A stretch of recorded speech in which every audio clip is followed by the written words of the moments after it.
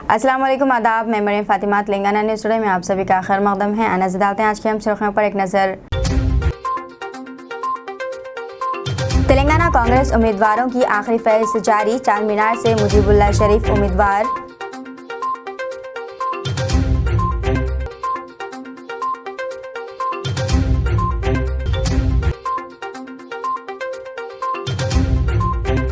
मकानात पर income tax के धावों के दरमियान कांग्रेस उम्मीदवार पी श्रीनिवास रेड्डी की पर्चे नामजदगी दाखिल।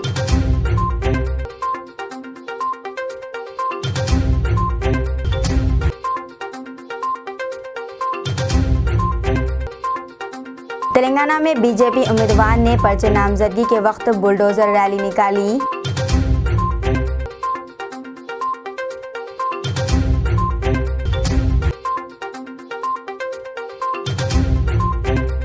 तेलंगाना में 13 नवंबर को दिवाली की तातील, सरकारी व खानगी दफातर और तालीमी इदारों को पीर को छुट्टी।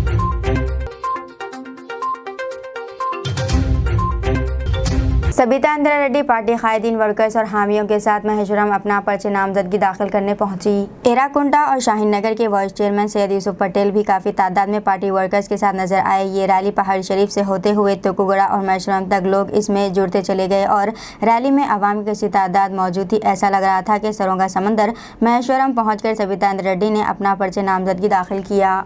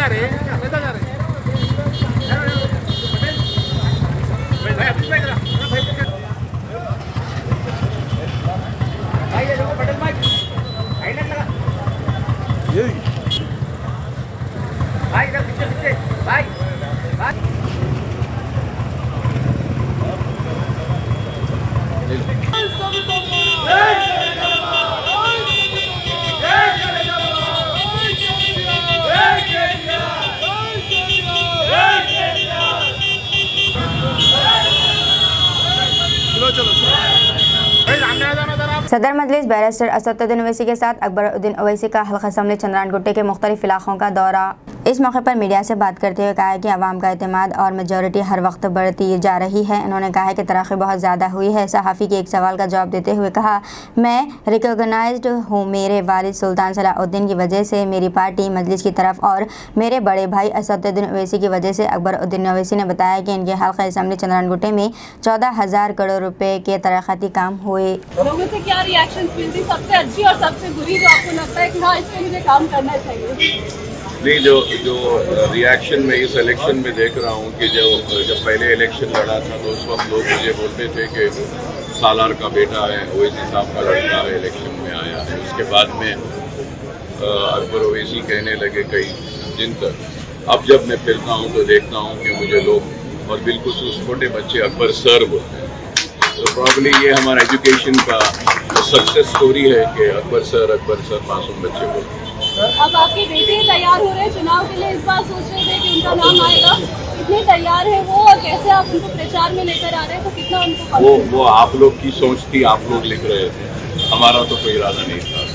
लेकर आएंगे उनको राजनीति में? वक्त बताएगा वो तुम्हें।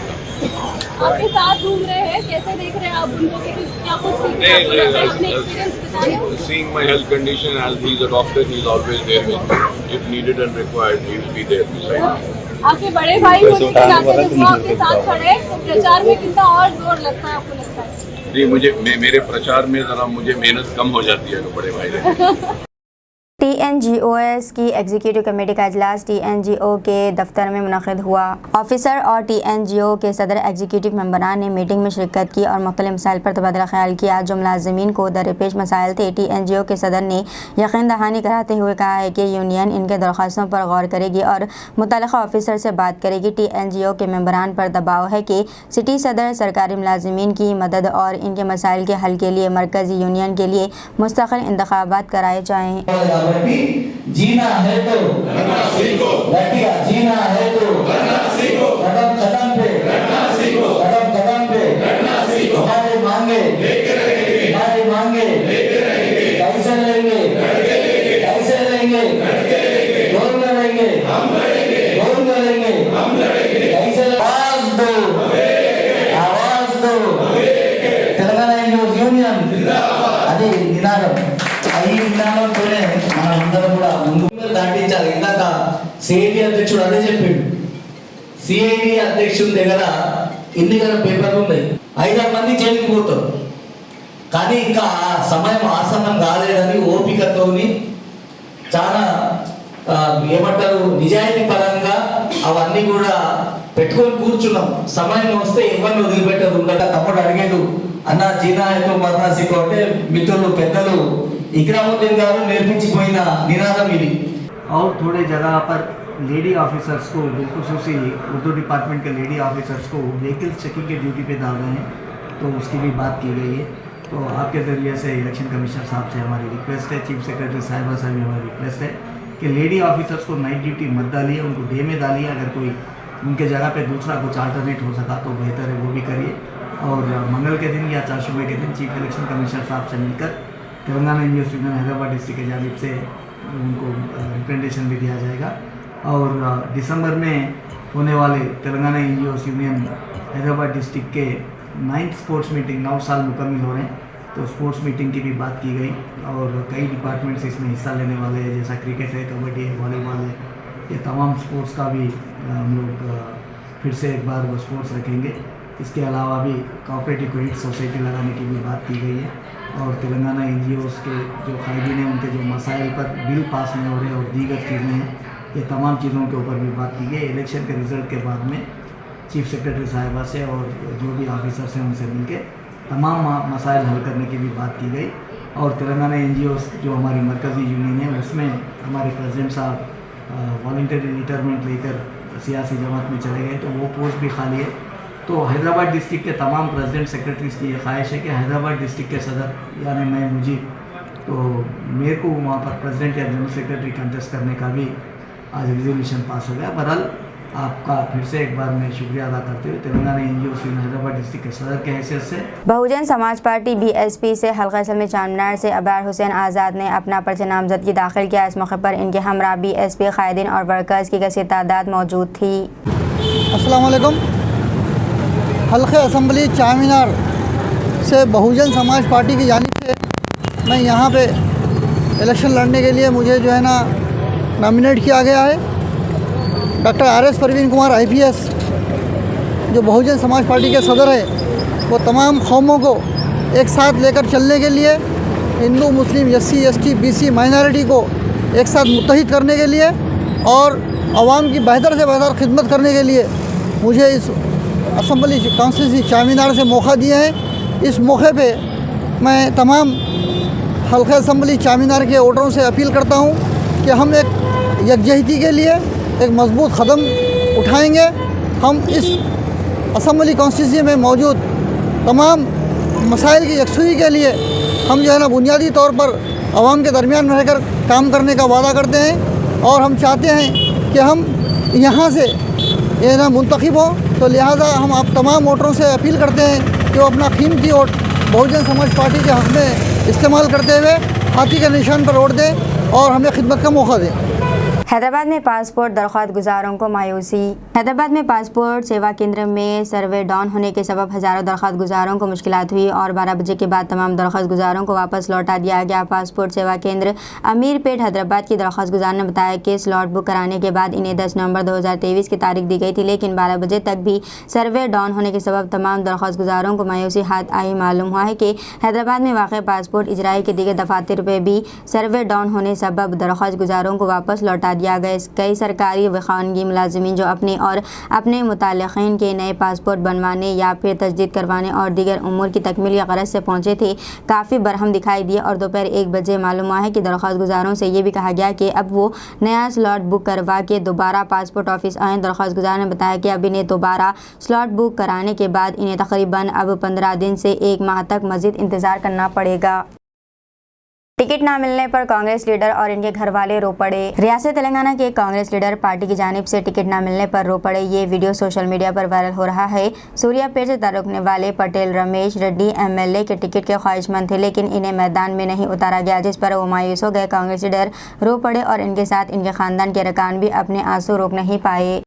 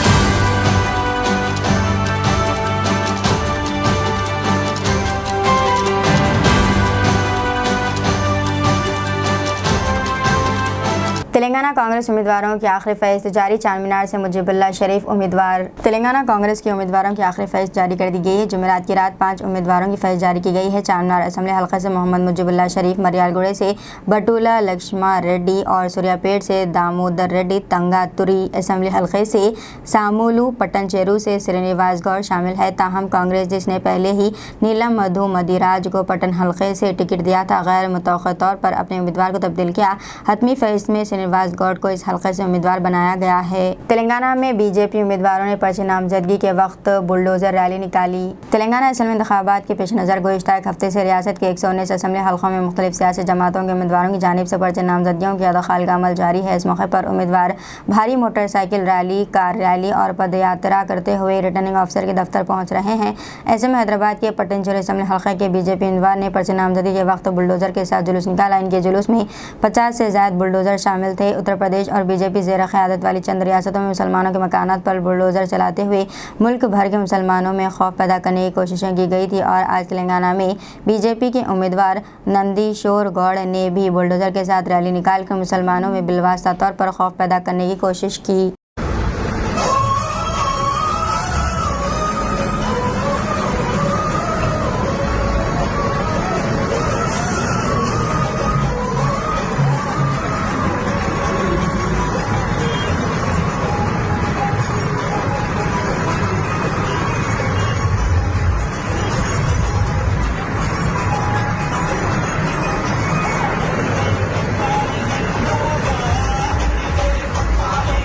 मकानात पर इनकम टैक्स के धावों के दरमियान कांग्रेस उम्मीदवार पी श्रीनिवास रेड्डी की पर्चे नामजदगी दाखिल। साबिक़ा रुकन पार्लियामेंट खम्माम व कांग्रेस उम्मीदवार पी श्रीनिवास रेड्डी के क़यामगाहों पर इनकम टैक्स के धावे आज दिन भर जारी रहे। कांग्रेस उम्मीदवार हल्का असम्बली पार्लर पी श्रीनिवास रेड्डी ने गुज़िश्ता रोज़ ही कहा था कि इनके मकानात पर IT हुकाम की जानिब से छापे मारे जाएंगे। आज सुबह के अवलिन सातों में 3 बजे तकरीबन 8 गाड़ियों में IT अहदेदारान की टीमें इनके मकानात वाक़ खम्मम के गल्लागुड़म अर्बन पहुँच कर धावे करते हुए तफसीली तलाशी ली। तफसीलात के मुजब इनकम टैक्स अहदेदारान ने पी श्रीनिवास रेड्डी के हैदराबाद के मकानात और इनके रिश्तेदारों के मकानात की भी तलाशी ली। वाज़ेह है कि पी श्रीनिवास रेड्डी तेलंगाना रियासत के मशहूर सनअतकार हैं। पी श्रीनिवास रेड्डी जारिया साल के जुनूब में बीआरएस पार्टी को अलविदा कहते हुए राहुल गांधी की क़यादत में कांग्रेस पार्टी में शमूलियत अख्तियार कर ली।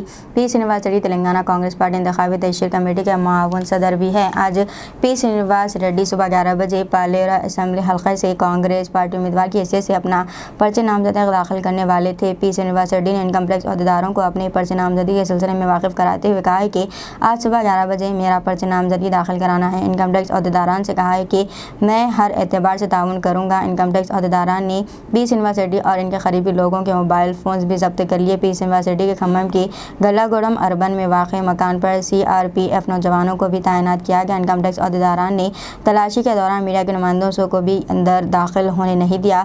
इसी दौरान पी श्रीनिवास रेड्डी ने रैली की शक्ल में खम्मम रूरल MRO ऑफिस पहुंचकर पालेरा असेंबली हल्के के लिए कांग्रेस उम्मीदवार की हैसियत से अपना पर्चे नामजदगी दाखिल किया।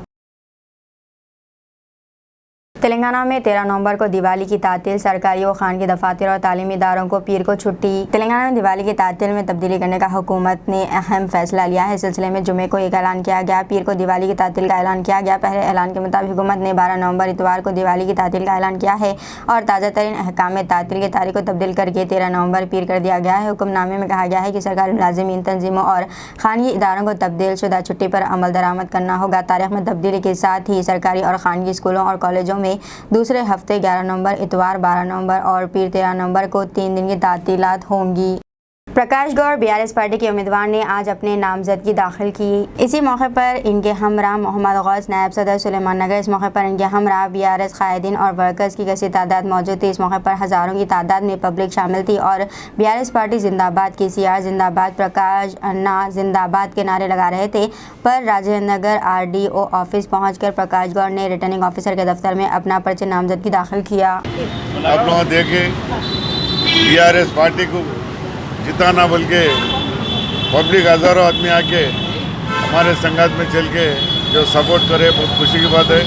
हमारे CM साहब ने उनकी दुआ से आज हम लोग बी फॉर्म डाले और एक बार पब्लिक भी एक ही सोच रही तेलंगाना आने के बाद क्या हुआ, तेलंगाना नया से क्या कैसा है। आज तेलंगाना आने के बाद वो डेवलपमेंट हुआ, लाइन ऑर्डर बहुत अच्छा है, वो पूरा देख के आज हमारे पब्लिक पूरा फिर एक बार CM का जिताना, 3 बार मेरे MLA जीता है, फिर 4th बार भी जिताना बोल के हमारे मुसलमान भाइयों, आप लोग देखे हमारे मुसलमान भाइयों लेडीज़ लोग बुआ के लोग जो सावधान करें यहाँ पर देखे आप लोग उस से आज हमारे पब्लिक में रह के हमारे मुख्यमंत्री साहब एक ही बोलते आप पब्लिक में रहो, पब्लिक के रहते कभी भी हारने का सवाल ही नहीं रहता बोले तो हम देखे सही भी बात है। मुख्यमंत्री बोले सो चंद्रशेखर साहब जो बात बोले वो बात पे चलना बोल के हम लोग अभी सोचे, मगर आज इतना सोचे भी नहीं थे। आप देखे दुनिया का आवाम आके सपोर्ट करके फिर बीआरएस पार्टी को जिता के आगे रहना, यहाँ के MLA साहब जिताना, वहाँ पर KCR को भी 3 बार मुख्यमंत्री बनाने के बोले पब्लिक को बहुत बहुत शुक्रिया, थैंक यू। राजेंद्र नगर में कांग्रेस और बीजेपी पार्टी को बड़ा झटका। नारसिंगी म्यूनसिपैलिटी के तहत 17वीं वार्ड के कांग्रेस पार्टी काउंसलर इशरानी ने 200 हामियों के साथ बीआरएस पार्टी में शमूलियत अख्तियार की। मानेकोंडा म्यूनसिपैलिटी के तहत चित्रापुरी कॉलोनी 1st वार्ड के बीजेपी पार्टी काउंसलर वल्लभनी अनिल ने 300 हामियों के साथ बीआरएस पार्टी में शमूलियत अख्तियार की। राजेंद्र नगर कांग्रेस और बीजेपी बड़े पैमाने पर बीआरएस पार्टी में शामिल हो रहे हैं। इस तरतीब में नरसिंग, मानेकोंडा म्यूनसिपैलिटी कांग्रेस और बीजेपी के काउंसलरों ने राजेंद्र नगर के MLA प्रकाश गौड़ की क़यादत में बीआरएस पार्टी में शमूलियत अख्तियार की। इस मौके पर MLA ने कहा है कि ये यकीनी है कि KCR से रियासत में तीसरी बार हुकूमत बनाएंगे। राजेंद्र नगर हल्के में बीआरएस पार्टी जीतेगी और इन्होंने उम्मीद जाहिर की है कि वो 4थी बार MLA के तौर पर जीतेंगे। से हमारे भाई अनिल भाई ने हेमा ने कानून वहाँ के काउंसलर पूरे पार्टी में मिले, बहुत खुशी की बात है। अब यहाँ देखे उतने पूरे अभी तो खाली एक 10% लोग लेके आए, कल पूरों को लेके आके पार्टी में मिलाने का हमारे काउंसलर के साथ में रहेंगे। आप लोग देख रहे हैं सुबह से कांग्रेस से, बीजेपी से, अभी बहुत पार्टियों से मिल रहे हैं। आप लोग देख रहे हैं से अब YSR पार्टी में से YSR पार्टी तो ख़त्म हो गया, पूरे पार्टी में आके मिल गया अपने को। बीजेपी में, कांग्रेस में बहुत जने मिले, अच्छे लोग मिले। कल आज भी 3 कारपोरेटर कांग्रेस के मिले।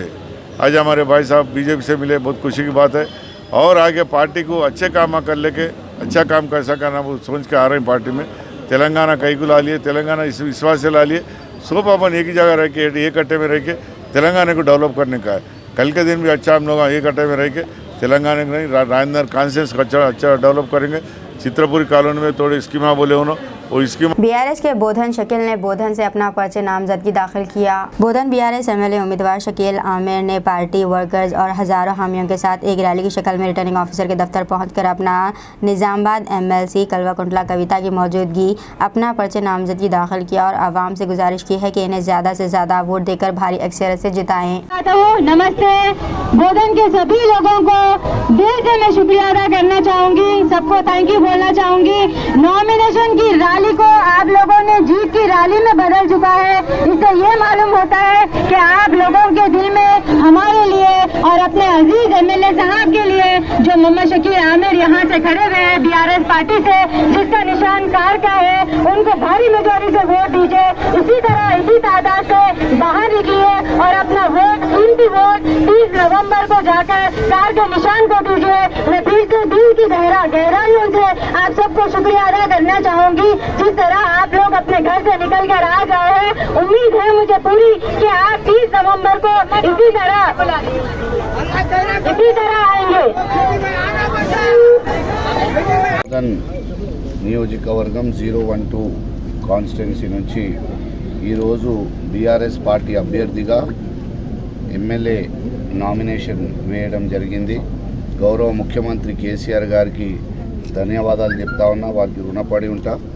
అలాగే బోధన్ నియోజకవర్గ ప్రజలు ఈరోజు నామినేషన్ కోసం వేలాది మంది ప్రజలు స్వచ్ఛందంగా ఈరోజు కార్యకర్తలు ప్రజలు వచ్చి ఆశీర్వాదించడం అనేది బోధన్ పట్నం మొత్తం అంతా కూడా చూసిండ్రు. ఎక్కడ చూసినా బోధన్ గులాబీ మయం అయిపోయింది. అందరి ఆశీర్వాదం ఉంది. తప్పకుండా ఇక వన్ సైడ్ గెలుపు ఇక్కడ నుంచి ఖాయం. ఇతర పార్టీలకు డిపాజిట్లు కూడా ఇక్కడ రావాలంటే కష్టం ఉంది, అది తెలుసు వాళ్లకు. అలాగే గౌరవ ఎమ్మెల్సీ కవితక్క గారు ఇక్కడ వచ్చి నన్ను ఈరోజు నామినేషన్కి వచ్చి తను నా పక్కన ఉండే వారు ఒక ఆశీర్వాదించినందుకు వారికి నేను ప్రత్యేక ధన్యవాదాలు తెలియజేస్తా ఉన్నా. మేడం చేయి చాలా మంచి చేయి ఉంది. ఎప్పుడు చూసినా నా నామినేషన్ మేడంతోనే చేశాను. 100% మళ్ళీ మేడం గారి ఆశీస్సులతోనే, అలాగే గౌరవ ముఖ్యమంత్రి కేసీఆర్ గారి ఆశీస్సులతోనే, కవితక్క గారి ఆశీస్సులతోనే తప్పకుండా ఇక్కడ భారీ మెజార్టీతోని గెలుపు సాధిస్తామని పూర్తి నమ్మకం ఉంది. జై తెలంగాణ। दीजिए नाज़रीन, मरियम फातिमा को इजाज़त। मिलते हैं अगले न्यूज़ बुलेटिन में, तब तक के लिए हमारे चैनल को लाइक शेयर और सब्सक्राइब करना ना भूलें। अल्लाह हाफिज़।